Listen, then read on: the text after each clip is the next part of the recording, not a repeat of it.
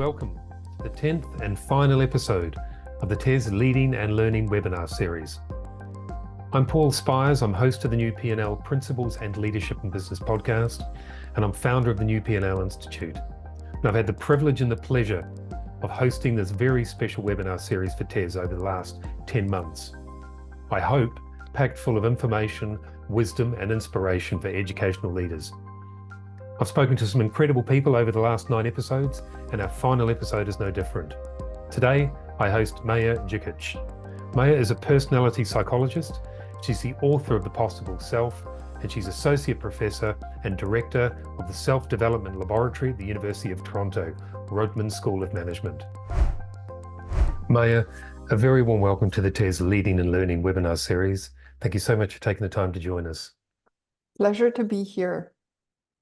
Thank you. So let's start with a quick introduction to who you are, what you do, and who you do it for. For sure.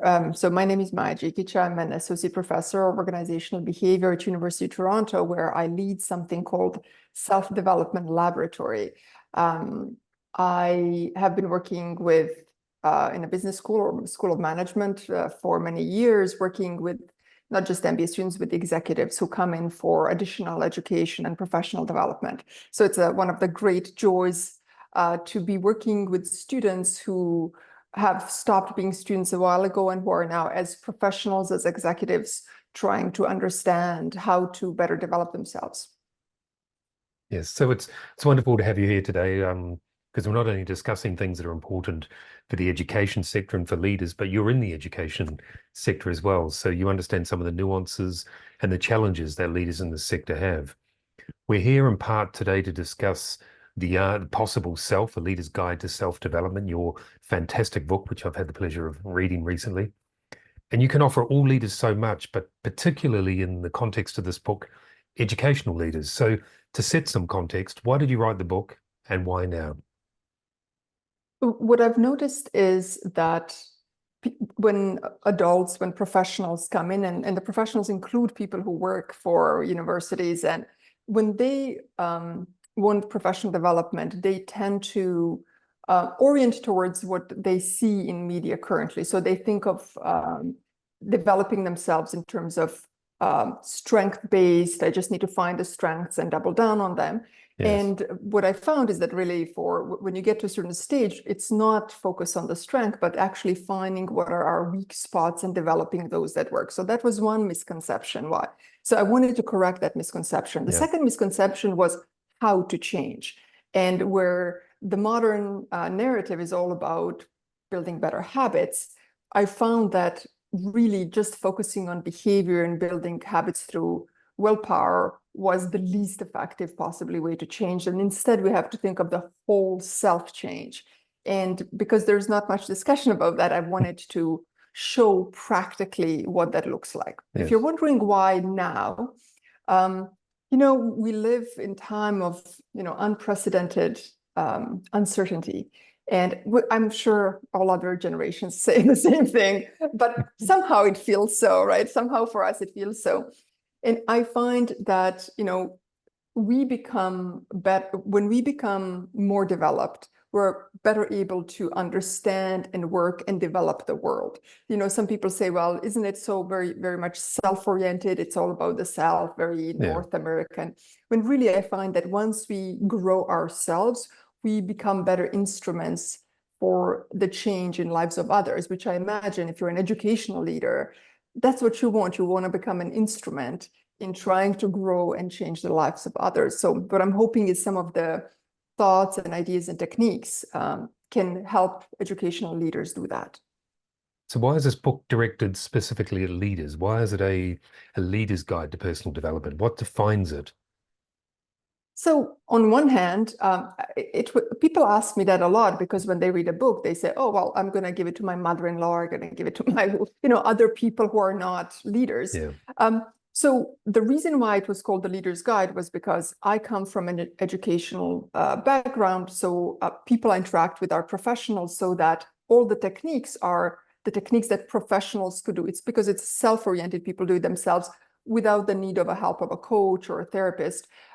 So the idea was to kind of distinguish this from from other kinds of self-help books that are out there. Now, in my mind, anybody can use it, but really it requires a level of education and understanding to really be able to implement it yourself. I find because I worked with leaders, I find when you help one leader develop, you have developed every single person who comes in contact with them. So when I think about educational leaders, for every educational leader that gets developed, every single person they touch will be better for it. For me, that's a very powerful and meaningful thing to do. So when we start down the journey of any development towards the possible self, however we define that individually or collectively, I think we start with a bit of a contradiction or a bit of a paradox in that we need confidence to start, but often we don't find that confidence until we're deep into the journey. So how do we find the requisite levels of confidence to start down that road, however big or small it might be, so we can believe that we can head towards something better, that it is possible and that we can deliver something greater, and that we can believe in our possible self? That's such a good question, because there is a paradox. One thing that I ask people is, so when they look at the techniques, they say, well, I don't know whether I can do it. I don't know whether it's going to work. And I tell them, give it an hour, give it half an hour. Worst case scenario, it's, people, a lot of time they turn on a show and they don't like it after an hour and they turn it off. And I said, the worst thing that can happen to you is that nothing happens. So, and I tell them, if you love your life as it is, that's okay. Maybe this book is for you just in terms of understanding the experience of others. But if you feel like there's something, give it a try. The worst thing that can happen is nothing. And the best thing that can happen is that some meaningful change in your life. The only downside is that when your life changes, it has changed. Right? People whose lives have changed for better often find unusual side effects of their lives changing for better, which is that their partners or friends are like, wait a minute, who is this person that I'm interacting with? So there's a lot of communication but just to start with, I just say, give it, it's simple. It doesn't take a lot of time. Give it the same attention you would to your favorite show, or even show you're not so sure about. Give it an hour, and then if you find that nothing is happening, maybe it's not the right time, place, not the right book for you. So what should someone do in that first hour to enhance the possibility of moving to the second hour? Read as if everything they're reading is actually for them. Sometimes people read for ideas, which is also another way to read the book. It's to understand how mind works, how behavior works, how emotions work. It's almost this kind of abstract. And this is one particular thing that I want to highlight with educational workers. We're used to reading for ideas and concepts and to kind of store it into this part of the brain that has to do with, oh, here's another model of thing. And what I really like to ask people is that, find something. So come up with one thing. Just say, look, I want to change my life for the better in this domain, whatever that domain is. And then read the book through the filter of your personal experience. One of the challenges, I guess, at the beginning of this journey is not just having the confidence, but also the self-awareness, the awareness that we need to change, that we can bring more to the possible self, to our range of professional and personal development. And I guess often when we become leaders, not through any conscious move necessarily, we become isolated and less aware of what is around us. We often become isolated simply because of the pressures and the stress of leadership. So how do we find the requisite levels of self-awareness to recognize what needs to change, how we need to change, and when we need to change? You've pinpointed such a good paradox of leadership, which is that the information that you get gets filtered by people around you, which can slowly isolate us and make us believe things about ourselves that are no longer true. To start with an open mind, I find self-awareness works on, it's like in this kind of spiral kind of case. So it's not like you're climbing it or you're opening a door and then suddenly there is your self-awareness. It's more like you're taking one turn around the block, and that in that turn around the block, you just realize, for example, that the reason that you're overworking is that because, I don't know, it makes you feel very important. And, and you realize that if you don't have that from your work, do you get enough of that in the rest of your life? So let's say you have a small insight like that. Now, notice that there's just one small insight, but that one small insight has the ability to move and change your life. And it's okay that you don't have other insights, like you can have an insight around your health at some point, or insight about your friendships, or insight about other things. But it's okay that it's just one. And even if you just take this one and work on this one and take it through the rest of the techniques, right?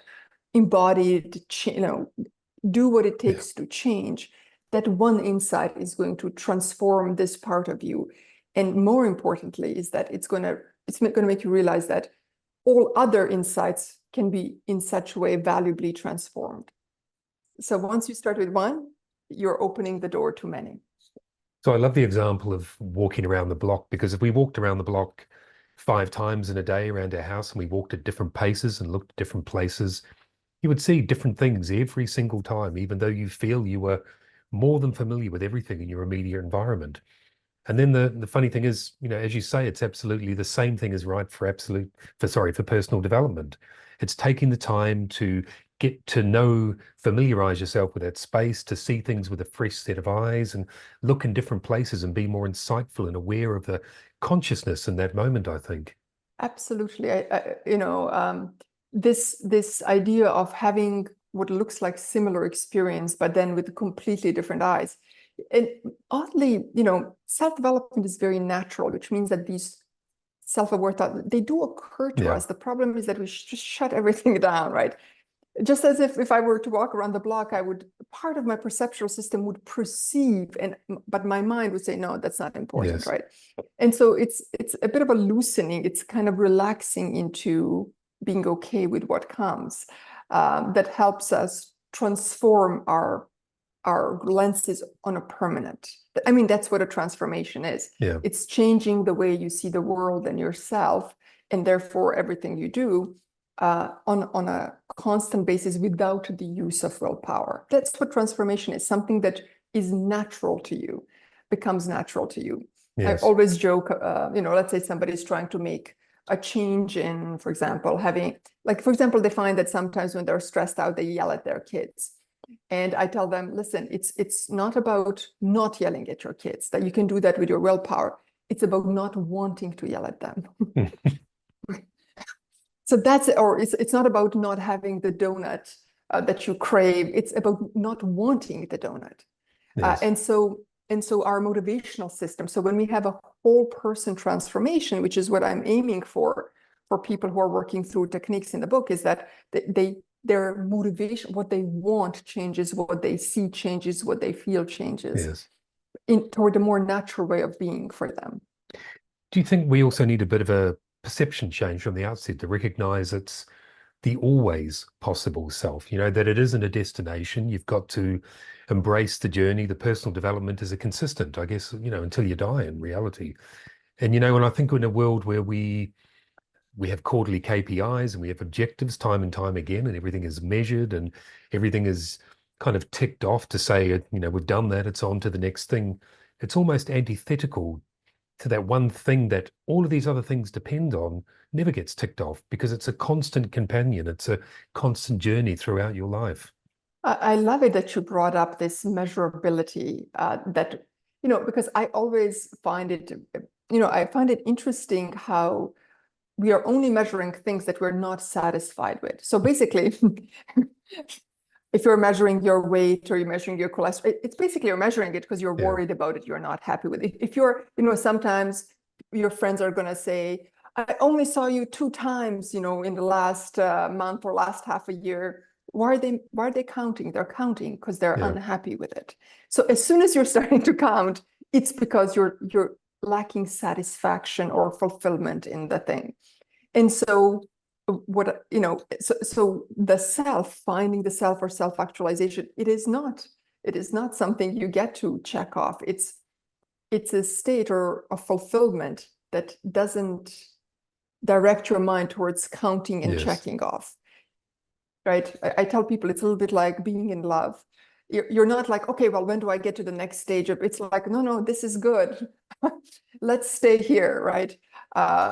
So, and we can be that in our everyday experience. The question is just how to restart. And it's a natural state. That's another thing. People Yes. think it's some sort of extraordinary state. It's not an extraordinary state. Just look at children. They're in that state practically all the time. And because they're growing and naturally developing all the time. And as adults, we think, well, it's kind of natural to be a little grumpy and tired and overworked. When really it's not. It's that same state that we've forgotten how to be in, Yes. or rather that we've had experience that kind of put blocks to that level of exploration. So really all that inner work that I'm talking about in the book it's about finding these blocks and removing it so that sort of this kind of wheel of self can keep rolling forward naturally. I often find, and I've had this conversation a few times on my own podcast as well, the new P&L, that leadership is the one thing that generally we always gravitate towards. It's in the course of our professional journey. We start at an entry point in any given role, and we assume that over time we're going to end up in a leadership position, given time and given promotion and everything else. So it's really odd that it isn't focused on at school or when we come into university to any great degree. Often we only start training to be that leader when it's too late, when we're already in that leadership position, and we've got to backfill the understanding of what it means to be a leader, what the characteristics are, how we manage people, how we provide the vision, enable them to collaborate, and so on. I just wonder whether you feel that this possible self is part of that program that should be there well before we end up as an adult, well before we end up in a professional environment, but actually part of the primary curriculum. Absolutely. We just need to change how we think of what leadership is. Because, I mean, the way that I think of leadership, Yes. for that matter, the way I think about ownership is the question of taking responsibility for, right? So, and I think, for example, so children, for example, who can take, you see this in children all the time. So somebody who can take responsibility for knowing how to tie their own shoe is going to watch somebody who is struggling with tying their shoe, and they will try to help them and say, oh, here's how you do it. And so this quality of leadership is natural for those of us who have learned how to grow and develop ourselves, and now have this a little bit of excess energy and say, you know what, I'm ready Yes. for the next level of responsibility where I can help others be able to do similar things or do the things that are required to do this joint goal. So if we focus on that in a more formalized way in elementary and secondary school, like having people understand that what a leader is not being a boss and Yeah. telling people what to do, but people who take responsibility for development or others, or guiding others towards their achievements, and to have that kind of formalized, like, in terms of whatever teamwork means, or how to encourage, how to motivate, how to grow. I think that would be a good start for people to understand, you know what, this is something I enjoy. And also, it could be also that our own potential does not include taking, for example, let's say that you're a solo musician, or that you are a novelist. It doesn't have to include taking responsibility for it. It could be that your potential is about you working on your own, in your own ideational space, and that's okay too. Not everybody Yeah. needs to be taking responsibility for others. So we need to understand our own potential enough to know, here's what my potential is drawing me to, but not, oh God, I got a promotion.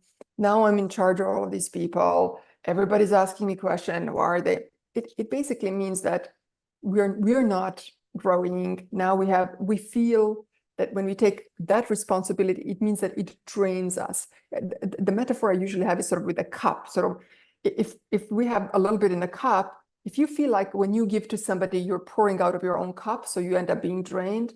So that's not the right Yes. position for you. But if you feel like, hey, I'm overfilling, where else? Well, you giving is not going to take away from you. So for those education leaders who are thinking about their roles and who are thinking about, okay, am I in the right place? So ask, have you learned how to fill your own cup? And do you know what it feels like for it to overfill, so that it gives you joy and fulfillment to be helping others fulfill their objectives? Yes. Or not? Maybe it's not right place for you. So, people think that that their development is always going to end up with either a promotion or a raise. And sometimes your development ends up in giving your position to people for whom that is part of their development. And that's okay. I call it a good turnover. Yes. Let's open up those spaces, because that's not a good space for me. Let me train you and open it up for you, because it seemed to give you a lot of joy and you have a lot of energy for it. I ask people, why do you keep choosing things that clearly makes you so miserable? Every morning you keep choosing this. So let's think about why we're choosing it. And is it a question of just momentary burnout, or simply that we're not in the right place for our own development? So let's explore the cup example a little bit deeper. You talk about the importance of gratitude, and lots of people do refer to gratitude as something that is critical for us to have those gratitudes in the morning when we get up, or write them in our journal, or whatever it happens to be. And I believe there's a lot of power in them. But there's also a lot of fluff that is built around gratitude, and people are sometimes quite rightly skeptical because there's a whole industry built around it. So I wanted to understand from your perspective, what is the power of gratitude? What does it deliver to the possible self? It reminds you in what aspects of your life you are already being fulfilled. And the reason to remind yourself is that you don't inadvertently move your attention or energy from those parts of your life, right? So if you have good health and good relationship, but you're doing poorly financially, what you want to remind yourself in the morning is like, you know what, let me keep engaging with my friendships, and let me keep engaging with my health, because the last thing I want is with my focus on finances is to withdraw that energy and basically end up with poor health, disrupt my relationship. So it's a way of reminding us aspects of ourselves. I think sometimes the fluff of the gratitude is that people think, well, I just need to be grateful and that's it. And unfortunately, that doesn't get you to being grateful doesn't get you to transformation, and it doesn't get you to development. Yeah. It gets you simply to acknowledge what is going well about your life, which is important, but not a silver bullet that's going to get you to transformation. So we need a balance. Yeah. So you're grateful for things you have, but also be aware of where you're needing to grow. Because if you only have gratitude, people say, well, don't you want to be, shouldn't I be accepting of myself? We can accept ourselves as we are in the moment and also want to grow for tomorrow. We don't have to accept that we're going to stay the same forever, because that's unnatural based on our developmental nature. Yes. I was very interested in the book when you stated about the subtle, or the sometimes subtle nuance between destructive wants and developmental wants. And often in our own minds, if there isn't a requisite level of self-awareness, we sometimes see something as a developmental want because it's focused on us, but it can be a destructive want upon others, if you like. So how do we find, as a leader, sometimes as an isolated leader, how do we identify what is a truly positive developmental want, and how do we identify, perhaps more critically, what is a potentially destructive want? So this is such an important question, because we experience all wants as ours and important, and right.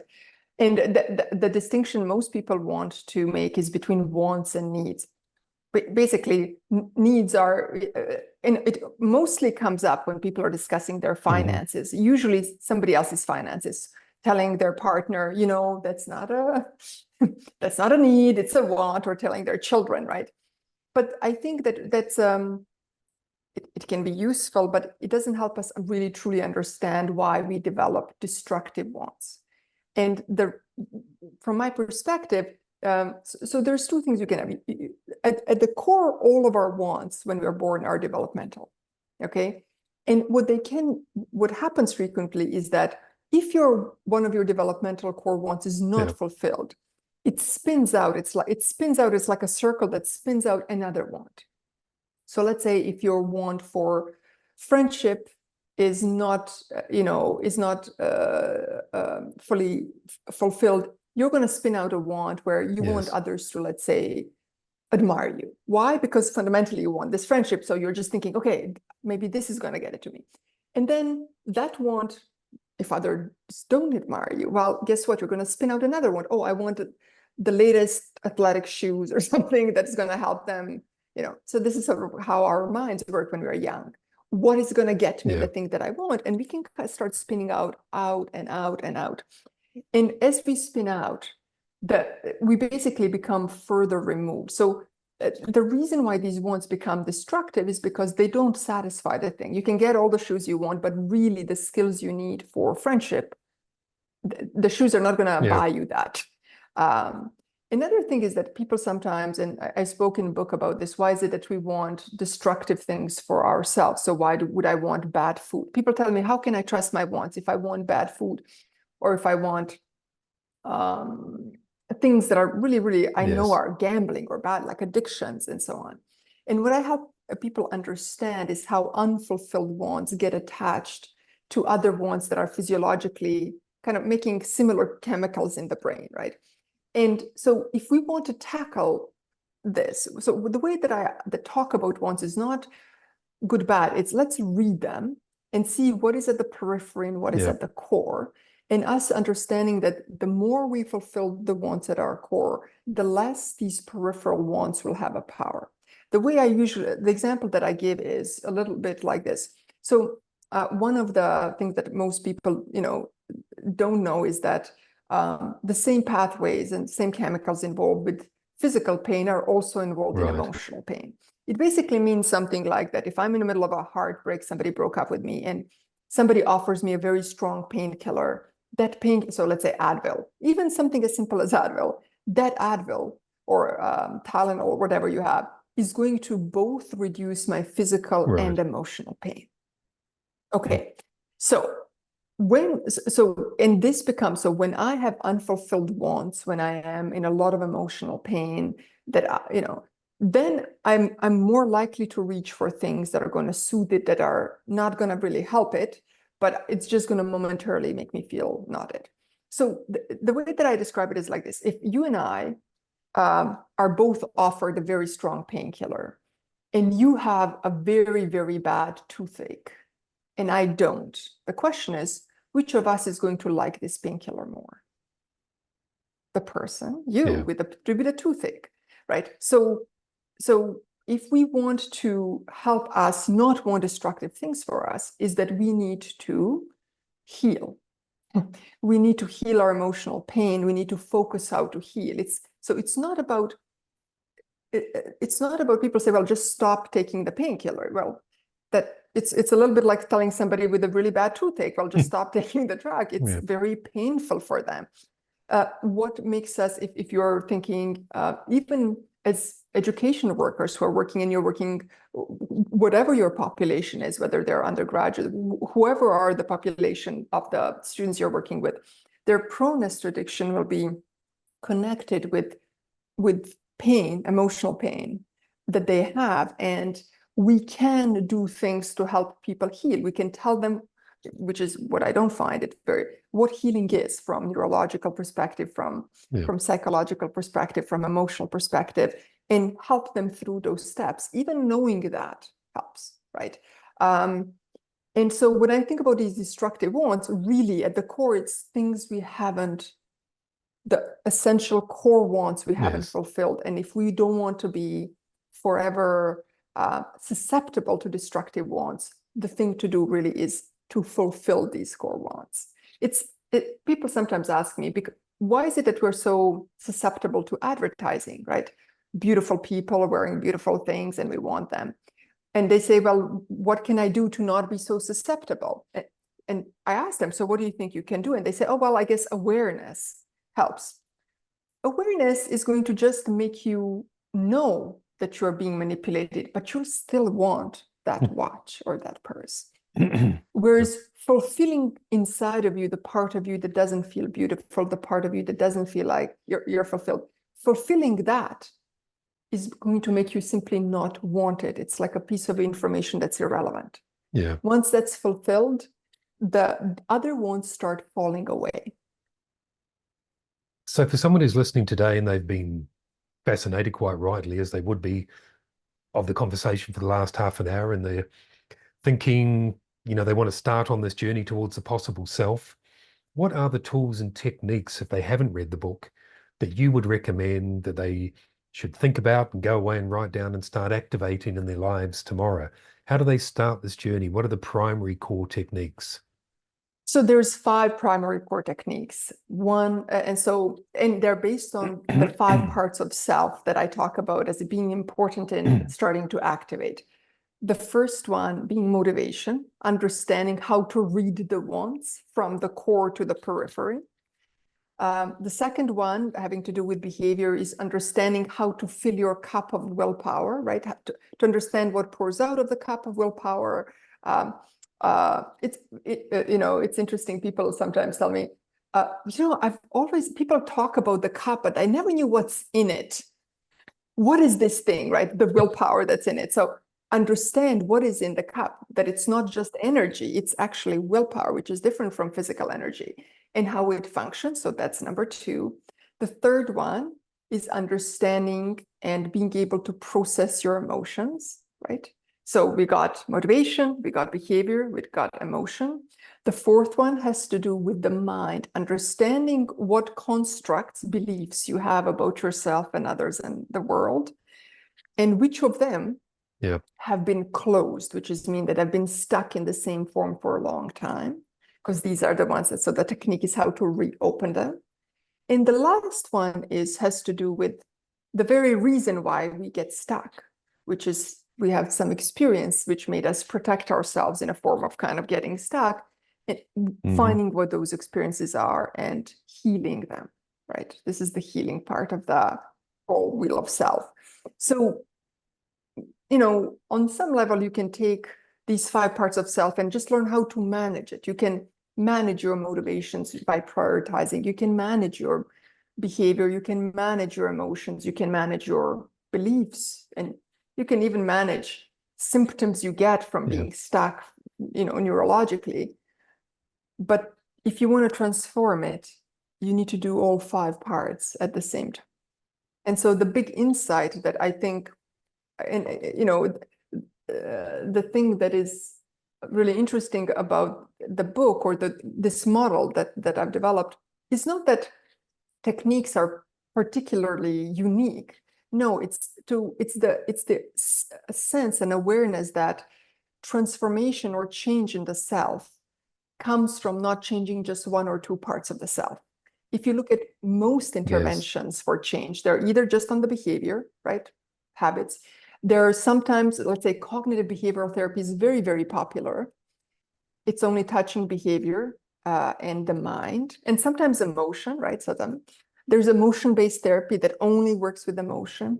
There's trauma therapies that only work with the body and the way that the body is carried in the trauma is carried in the body. And the insight of the book is simply, what if you just look at all 5 parts, if you don't move them just one, try to move one in one direction and move all 5 at the same time, even using the existing techniques, this is the path to transformation that is sustainable and doesn't need to be pushed or maintained through willpower. So I think that's really at the core of this new way of looking of how to change and move ourselves towards more self-development. How do we ensure, particularly for leaders and education leaders, but indeed for all of us, how do we ensure that what or that why is authentically what we want or need, not a social construct? So, for example, I'm a geography teacher, so it's expected of me that one day I'm going to be a principal, for example. How do we end up taking the wheel of self and working through it? But what if the why and the what that started that process isn't authentic to ourselves? Because it probably means at some point we're not going to have the willpower, the motivation, the enthusiasm, the strength of mind to deliver it, because it ends up not feeling right intrinsically. I always start with, the thing you want to change has to be a thing about you, not the world. Yes. So it can't be, I want to be a principal, because being a principal doesn't just depend on you, but on a bunch of other things. It can be something like, I want to have the resilience that it requires somebody to be in that position. So that's a worthy thing. Or I want to start making better decisions for myself, or I want to start taking better care. I want to stop overworking. I want to feel confident and feel worthy notice how that's different than I'm going to be CEO in 5 years, or I'm going to be a principal, or I'm going to be a, provost at a university, or I'm going to be whatever that is. So you start with something that really deeply you want to change about your experience of yourself. That I think removes a lot of outside noise, because the outside noise usually is about a position of self in the world. So then the role of the principal, let's say you end up being the principal, becomes the consequential outcome of us doing the work internally that makes us more confident, that makes us believe in ourselves, that drives us forward, that motivates us and gives us the willpower that puts us in a position to become the principal, rather than the role of the principal being the primary and the sole objective of the exercise. And another thing you'll notice is that we change and grow all the time, which means that let's say you have a goal. People are very attached to their goals. I find it interesting. It's like, my goal was to be this by this age, and that's what I'm going, and I can't give up on that. Yes. Why not? You're changing. If you just think back to your university years, if you had the same long-term plan before you went into university as when you exited, well, what were you doing in the university? Weren't you developing and growing and thinking about other ways that you can be?